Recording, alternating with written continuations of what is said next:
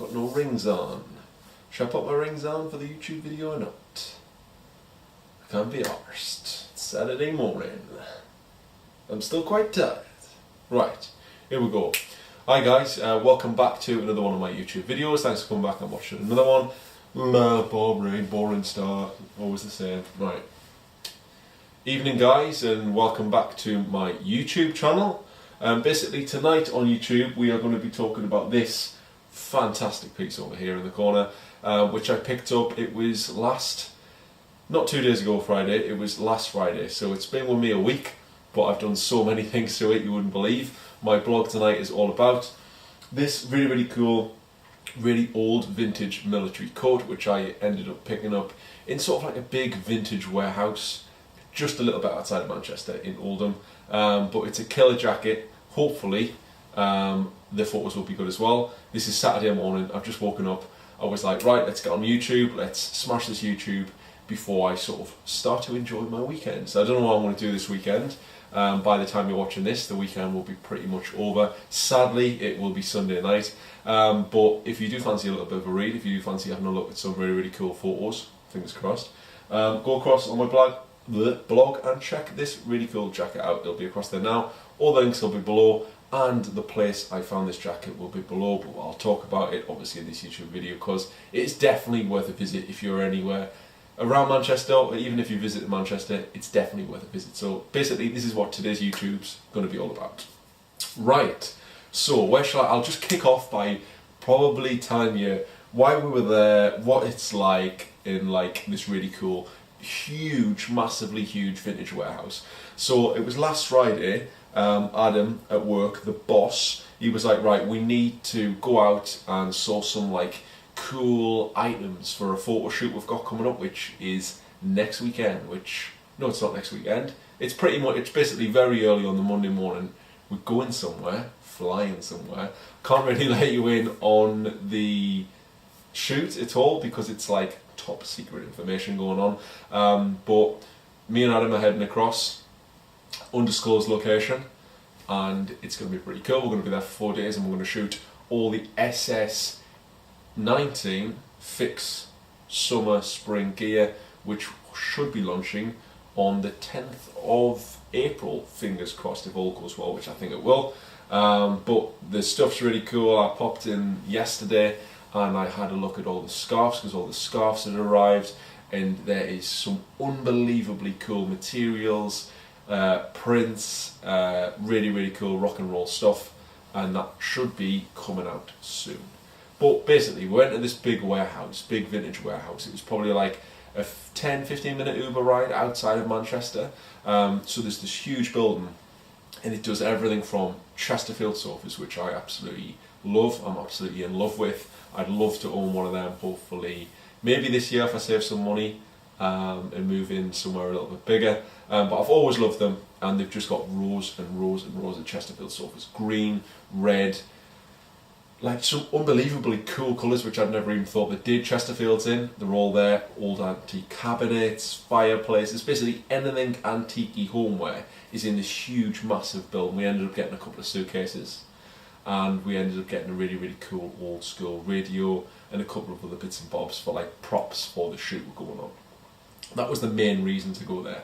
And then we went opposite, there's another huge building that's full of like knick-knacks, smaller antiques, so you've got everything from like your second-hand stuff to like jewellery. I ended up picking up an awesome killer ring. It's a little bit similar to Tante Ver Paris ring, obviously, which is Quentin's brand, who I know, who's one of my mates, but he does some sick jewellery. So I've got a few bits of his, but I like to mix up obviously with mine as well, and I like to mix up with like different bits of jewellery I find. But I did find one remarkably like close to his, so it's an old cool silver antique coin, and it's mounted on this nice little bit of silver, all hallmarked, everything, and it was £12. I could not believe it. I think something obviously went wrong there, because there was this little list and it just said whatever's on here is 12 quid, and this ring, I don't know why it happened to be on there, because it's definitely worth more than 12 quid. It does fit on my small pinky little finger, so I've been rocking it on there, and hopefully I'll be able to show you in this blog post, and obviously the few blog posts coming up, you'll probably be able to recognise the new little piece of jewellery I've got on my little finger. Really cool. and I'll hopefully show you in a couple of, there'll be definitely a few photographs in the next coming weeks of that little bit of jewellery, which is really cool. But basically this huge place had like your classic antique setup, like loads of old vinyl players, cupboards, jewellery, and there was, right in the middle of this warehouse, a little rack of clothes. And normally when you find something finished, I was writing my blog this morning, it's basically, first of all, the stumbling block is, I love it, but it never fits me. It's either too big or too small. And basically I spotted, there was 2 military jackets on this rail. One was red, and obviously pretty standard red, quite original, but you see it all the time, and it was too small, never mind. This guy, the navy one, I picked it up, tried it straight on, absolutely loved it, and it fit like an absolute dream. So I overcame the first stumbling block of, it actually fits me, because that's the worst bit when you go to a vintage shop and it's like, oh my god, that jacket is absolutely awesome, or that piece is awesome, and then you try it on, it's either too small, too big, and it's like, if only you were my size. But luckily with this jacket, fits like an absolute dream, and obviously we'll go through the jacket in a minute, but obviously you'll get the story first. So, big warehouse, rail full of clothes, jacket is on the rail, fits like a dream, and the guy who ran that little sort of section, he was away, so I ended up talking to someone else. They ended up ringing the guy to come back, and then by that time obviously like Adam come over, Charlie come over, and I was like, I will definitely pay, I'd pay £80 for this jacket. They were like, what, £80? You've lost your mind, that's insane. To be honest, it was a little bit rough then. I will also tell you what I've done to the jacket since. So the insides were all torn, the lining wasn't very good, it had come away in the inside of the arms, the epaulettes were a little bit beaten up, the stitching wasn't very good on them, and the jacket was just grubby, you know, obviously an old antique thing. It had been sitting there for I don't know how long, and obviously it had been other places for I don't know how long. It's a really cool old jacket, but it was a little bit beaten up, so a little bit of TLC needed to be added to that jacket. So I was like, right, £80 on my head. He was like, right, you're insane, don't pay £80, it's not worth £80. I was like, it definitely is, because I could see that, like, I could see with a little bit of love, that jacket would be one of the coolest jackets of all time. And even when I stuck it on my Instagram, I got so many DMs of like, I think I just stuck on like, just bought this. Everyone was like, that is unbelievably cool. And I was like, thank you very much. But literally, so many people DM me of like, where do you get the jacket? Where's it from? Or like, how much was it and all that. So went in, and we had a couple of bits, obviously the props we wanted to buy, and I didn't even talk about the jacket first. First good sort of bit of the negotiation, like act like you're not interested, so I did. So I was like, oh, we've got a few items here, what's the prices on these? And I was like, right at the end of the conversation, I just threw in, I was like, oh, like, how much is that jacket over there? I didn't have it in my hand, didn't look like I wanted it, I was just like, on an off chance, how much is it over there? He was like, it's £40. I was like, right, that's already half the amount I wanted to pay in my head, or like max budget. I was like, I'm already on to a winner. And then, since I've seen a lot of Bargain Hunt on BBC One, I was like, right, I want to do my best bargaining skills here. So I was like, I want to throw out a ridiculously small number, cut him in half basically, and see what he does. So I was like, I will give you £20 for it. Obviously I wanted to pay more, I knew it was probably worth more, I absolutely loved it. And he stood there for a while and he was like, 25. Went in for the handshake. And I even secured the hanger with it. He called me a cheeky bastard for asking the hanger as well as the jacket. But that's what you've got to do in these bargaining situations. So basically I got a killer jacket for £25. And this is the jacket I got. So, to be honest, I should have buttoned it up because it looks really, really nice when it's buttoned up. It still is a little bit rough, don't get me wrong. But overall, look at those cuffs. Absolutely killer.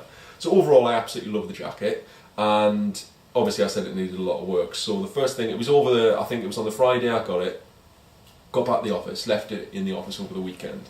Monday, after work, straight to the tailors. So obviously I told him about the insides, even the this bit at the back, the sort of the fit of the actual jacket. One bit was down there, the other bit was a little bit higher. It just didn't really, it fit me, and it looked really, really good, but overall as a jacket fit, it wasn't perfect. So they did sort of make this a little bit longer at the back, took it in a little bit at the back as well, and obviously they fixed all the linings, so all the sleeves were torn, they're all sort of like coming away at the seams, so they did all the insides. They did, I think there was a little bit of work to do obviously up here on the chainmail epaulets. There is still a little bit of work to do because obviously I got it dry cleaned after, and I think I did it the right way around, obviously, because I couldn't have just got it dry cleaned straight away, because that would have made the jacket even worse, because the stitching wasn't very good. So I got it stitched first, which was, I think it was £16 to get the stitching work done, which I thought was quite a good bargain, and that took 2 days. And then as soon as I picked it up from the tailors, I then took it to the dry cleaners, because the Stitchers dry cleaners, they said they wouldn't even touch this jacket just because it may fall apart, and didn't want to take that risk. So obviously I had to take it somewhere else, a little bit more sort of like to a speciality. Is this like, I'm trying to think, speciality? No, it's not a speciality. Basically it was a special dry cleaners in Manchester, which would basically take the risk, and I had to sign something going, oh, like if you do break it, it's fine. And that was £15. So overall, the jacket at this max time, after everything's sort of finished, dry cleaned, they've done a really nice job of the dry cleaning. The jacket itself is really nice. The only thing is, these pins, which are actually pinned in as well, some guy has super glued them as well, so a bit of a nightmare. There's a little bit of glue, but I'm going to try and get the super glue off the collar, but even the dry cleaners couldn't do that, unfortunately. But I want to try and do that myself. I'm also going to give these chainmail very, very heavy epaulets a little bit of a stitch again, because I think after the dry cleaning process they've come away a little bit more, which is a bit of a nightmare. But after obviously spending that initial money on it, I think everything's perfect now, and it just needs that tiny little bit extra, which I can add with a nice little needle and thread myself on maybe Monday or Tuesday night when I'm not really doing anything. So I want to sit here and sew the chainmail. I think it's just because it's chainmail. I've never had anything chainmail. I've never worn anything chainmail. It's crazy, but they are very, very heavy epaulets. But you can see they've got these really cool pins on, so they've got the gold pins on, they've got a big gold button there, they've got a really, really nice sort of like old school army, like motify, I'm trying to think of the word, it's not like a brooch, but it's that sort of badge type thing on the collar. It's got all the little fastening on the inside, so the neck fastens up, the buttons fasten up. The buttons are really, really good quality sort of metal buttons, but I just love the jacket overall. I just love the red cuffs and that gold embroidery. It just looks absolutely killer. Obviously I want the jacket, I don't want the jacket to look perfect, because then it would sort of get rid of the story that it's old. I mean, I remember a couple of years ago when even places like Zara were doing old, like styled army jackets, so I don't want it to look brand new. I don't want it to look like I've just picked it off the shelf somewhere. Obviously with the chainmail, doesn't look like I have picked it up from the shelf somewhere, but it's just one of those jackets what does tell a story. So when I do wear it, I want the jacket to reflect obviously its age, and obviously where it's come from, a little bit of a story with it. It's got a really cool old school badge in here. It says where it's made in England. It says obviously the sort of the height, the sort of width, and all the sort of measurements of the jacket as well. And it just says like the issue number, which is quite a cool sort of little story it's got there. It's got really, really nice deep pockets at the front, which is cool, and it's just the perfect size. I couldn't believe, even when I tried it on, I was like, this fits me like a dream. It's like the perfect jacket for me. I've always wanted one of these jackets, but I wanted something totally different. I didn't want your classic military jacket. I wanted something a little bit different. So I've been holding out for one of these jackets, especially at a good price, which I think I did secure with my amazing bargaining skills. So it's been one of those things where I've waited years, waited for the perfect time and the perfect piece to come along, and I found it. So when it did come along, I knew I had to get it straight away. I could not leave that in that vintage warehouse. But I just absolutely love it. I love the vibrant red cuffs. It's just that vibrant red cuff with the gold and then the yellow is just so classic. And it just looks really, really cool. It reminds me of like, even like that 2016 Saint Laurent campaign. They had a lot of military jackets in that. Even like an old school classic Dior sort of fit jacket. I think this jacket looks a lot more expensive than it was. So I mean, I imagine if I found that in like a London store or a London vintage shop, it would have been a couple of £100. But this guy, it was good to have a little bit of a bargain with him. And I think obviously it had been sitting with this guy for a long time, he wasn't going to do anything with it, and I just love, that's what I mentioned in my blog, that instead of just letting something slip through your fingers or letting something even when you just don't put say if you got something for a good price, you have to put a little bit of effort in to get that piece perfect. So instead of just like losing something or something falling apart, you've actually chose to save something, or rather than just go out and just buy new stuff, there's stuff out there which is amazing quality, amazing like history, and just a story with it, which looks like equally or not, if more cool than what you can pick up on the high street. So it's like the sustainability, it's like something what could have just disappeared and fallen apart and couldn't be rescued. I've took the little bit of money, since I only spent a little bit of money anyway, £56 overall, to save a jacket and wear a jacket, and I think that's a really cool thing to do, especially when it has got that sort of very high-end look about it, hopefully when styled up. So I don't know how to style this up. I was thinking, there was a lot of Saint Laurent campaigns and they were styled with just a blue striped shirt. That's why I actually have got this blue striped shirt on now. So I don't know whether to put it with that, I don't know whether to do my classic shirt unbuttoned look, but I think whatever I do choose today to shoot, it is nice and sunny outside as well, which is good. I think this jacket's going to look sick. You'll be able to check this jacket out across on my blog tonight. That was obviously quite a bang. Obviously I saw the camera wobble because it's so heavy, it's such a heavy, thick jacket, but it's unbelievably cool, and I think I've got an absolute bargain, and it's going to be a really good quality piece. I just want to wear it all the time. I want to be like, not so much the signature of the hat, obviously all the time, but I want to wear this jacket as much as I can. I think it's a really cool piece, and I think it'd be nice to wear it and just let people see it, because it's just so different, it's so cool, it's so individual, and I absolutely love it. So that's tonight's blog, and you can go and visit my blog by clicking the little link in the description bar below. If you've not subscribed to my YouTube channel, subscribe to my YouTube, because I've got a couple of good things coming up on YouTube. I think I found a really nice white shirt, which is killer, which I want to feature on my YouTube in the next couple of weeks. And since it's springtime now, I want to feature a few more. I mean, obviously I've got a denim on now. This is when denim comes into its own, so I think maybe a denim jacket in the next couple of weeks as well, and there'll be a YouTube to go along with that too. So if you've not subscribed, give me a little subscribe, keep up to date with my videos. Thank you very much for watching this one, and I will see you next weekend for the next one. Cheers. And the sirens just started, which is perfect because normally they interrupt. So at the end, I don't care. See you later. Have a good one.